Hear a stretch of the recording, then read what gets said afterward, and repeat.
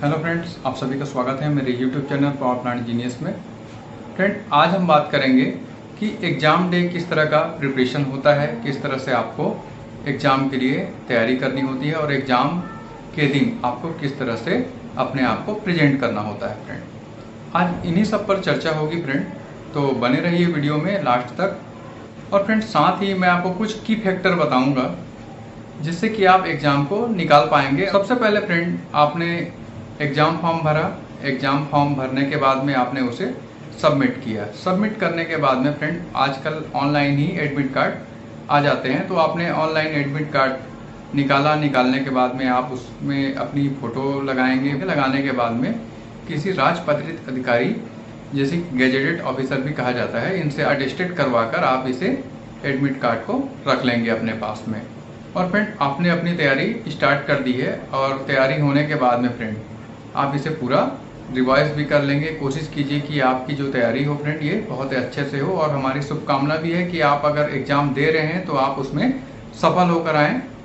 और फ्रेंड, आजकल जो सिलेबस होते हैं फ्रेंड, इन्हें पहले ही फॉर्म में अपलोड कर दिया जाता है कि आपको कौन कौन से सिलेबस में अध्ययन करके आना है, रीडिंग करके आनी है, ये पहले ही बता दिया जाता है फ्रेंड। तो आप उन जो टॉपिक्स हैं उन्हें आप अच्छे से पढ़िए। साथ ही आप तैयारी कुछ इस तरह से कीजिए फ्रेंड कि जो लोग पहले से एग्ज़ाम अगर निकाल चुके हैं तो उनसे भी आप थोड़ा सा बात कर लीजिए। हम भी अपने साइड से कोशिश कर रहे हैं कि हम पूरा जो डिटेल है वीडियो के माध्यम से आप लोगों तक पहुंचाएं। तो आप हमारे भी कुछ वीडियो देख सकते हैं। हमने भी बॉलर के लिए वीडियो डाली हुई है, और बड़े बॉलर, छोटे बॉलर सभी का वीडियो हम टॉपिक के थ्रू कवर कर रहे हैं फ्रेंड। तो फ्रेंड, अगर आपका एग्ज़ाम डे पास आ चुका है, एग्ज़ाम हॉल आपके घर से काफ़ी दूर है, जहाँ से आप एक ही टाइम पर यहाँ पर नहीं पहुँच सकते, थोड़ा सा टाइम लग सकता है, तो आप कोशिश कीजिए फ्रेंड कि अगर आपका एग्ज़ाम सुबह के टाइम पर है, मतलब फर्स्ट सेशन में है, तो आप कोशिश कीजिए कि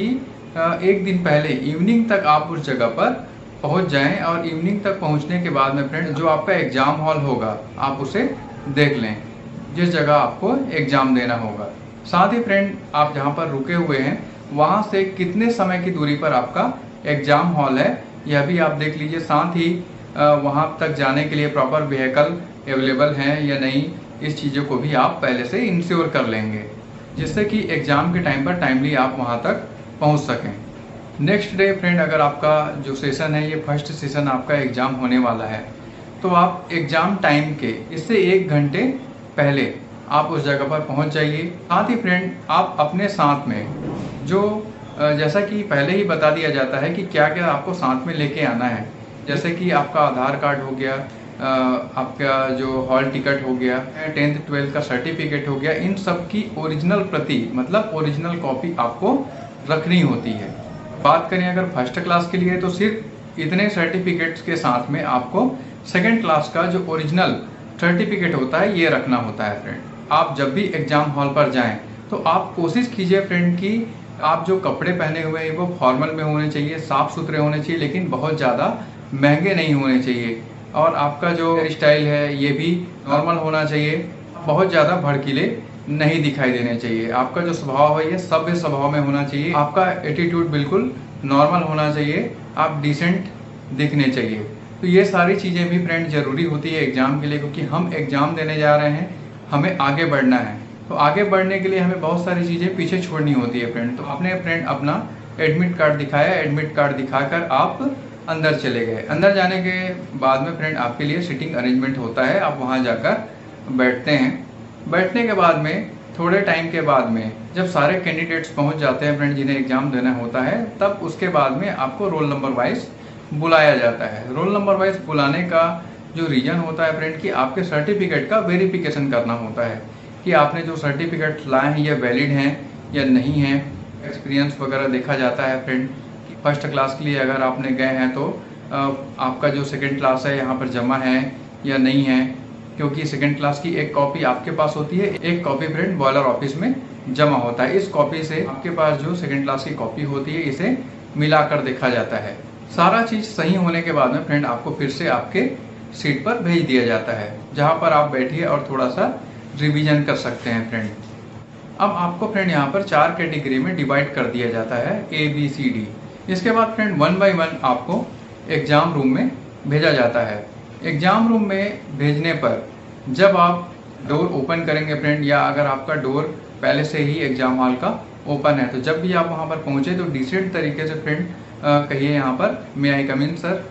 इसके बाद में आपको जब अंदर बुलाया जाए तब आप अंदर जाइए। अंदर जाने पर क्योंकि आपके सामने ही वहाँ पर चेयर रखा होता है, तो आपको उनसे परमिशन लेनी है कि sir may I sit here, मैं यहाँ पर बैठ सकता हूँ या नहीं। तब जब वो यस कहें या जी कहें तब आप वहाँ पर बैठिए। बैठने के बाद में फ्रेंड आपके चेहरे पे हल्की हल्की मुस्कुराहट होनी चाहिए, जिससे उन्हें ये नहीं लगना चाहिए कि आप डिप्रेशन में हैं या एग्ज़ाम को लेकर डरे हुए हैं। क्योंकि उनकी जो कोशिश होती है फ्रेंड कि आपके अंदर कितनी योग्यता है, क्योंकि काम करते वक्त भी कई बार से ऐसा होता है कि जो ऊपर के ऑफिसर्स होते हैं वे आकर आपको ये कह देते हैं कि ये वाल खोल दो, वो वाल खोल दो, तो क्या आप डर कर वो वाल खोल देंगे? इसलिए उनकी जो कोशिश होती है फ्रेंड कि ये हो कि अगर वो आपको डराएं तो क्या आप अपने चीज़ों से डिस्ट्रैक्ट तो नहीं हो रहे हैं, आपको जो करना है क्या आप वही कर रहे हैं, या डर के कारण कोई दूसरा का वर्क करने लग जा रहे हैं। इसलिए किसी भी सवाल का जवाब देना है फ्रेंड तो आप कॉन्फिडेंटली दीजिए। मेरा ये कहना है फ्रेंड यहाँ पर कि अगर आप राइस मिल में भी काम कर रहे हैं या बड़े प्लांट में काम कर रहे हैं, तो आपने अगर एक बार आंसर कर दिया है उसके बाद अपने स्टेटमेंट को आप ना बदलिए। इससे क्या होता है फ्रेंड, उन्हें ये लगता है कि आप में कॉन्फिडेंस की कमी है, और वो जो भी क्वेश्चन कर रहे हैं क्वेश्चन का आंसर आपको सिंपल तरीके से देना है, जिससे कि वे आपके क्वेश्चन से और क्वेश्चन ना बना पाए। तो सिंपल सा क्वेश्चन पूछे तो आप आंसर भी सिंपली कीजिए, बहुत ज़्यादा उसे डिटेल में मत जाने दीजिए। इसके बाद में फ्रेंड वे आपसे सबसे पहले ये पूछेंगे कि आपका नाम क्या है, आपका वर्किंग एरिया क्या है, वहाँ पर आप कौन सा वर्क करते हैं और कितने सालों से कर रहे हैं। इन चीज़ों को आपको बिल्कुल कॉन्फिडेंटली बताना है। कई बार से जो आपका वर्क एक्सपीरियंस होता है उसका डेट भी वो पूछ देते हैं कि कितने तारीख से कितने समय तक आपने वहाँ पर वर्क किया है। तो इस चीज़ को आप जरूर कंठस्थ रखिए। साथ ही फ्रेंड हमेशा 5 क्वेश्चन आपके एक्सपीरियंस शीट पर ही होता है, तो 5 क्वेश्चन का जो आंसर होता है फ्रेंड ये हमेशा आपके एक्सपीरियंस शीट पर होता है जो आपने उन्हें जमा किया होता है। जैसे कि हीटिंग सरफेस एरिया है, आपका बॉयलर कितने टन का है, इस तरह से 4-5 क्वेश्चन के आंसर आपके उस वर्क शीट पे होता है जो आपने एक्सपीरियंस सर्टिफिकेट के रूप में उन्हें दिया हुआ है। जैसा कि अब एग्जामिनर ने आपने क्वेश्चन पूछना शुरू कर दिया, वहाँ पर 2 या 3 की संख्या में एग्जामिनर बैठे होते हैं और सभी का जो क्वेश्चन होता है फ्रेंड ये अलग अलग टाइप का क्वेश्चन होता है। अब फ्रेंड उन्होंने आपसे क्वेश्चन करना शुरू कर दिया, अब आपने आंसर भी करना शुरू कर दिया, लेकिन कुछ टाइम पर ऐसा भी आता है कि जहाँ पर आप फंसने लगते हैं।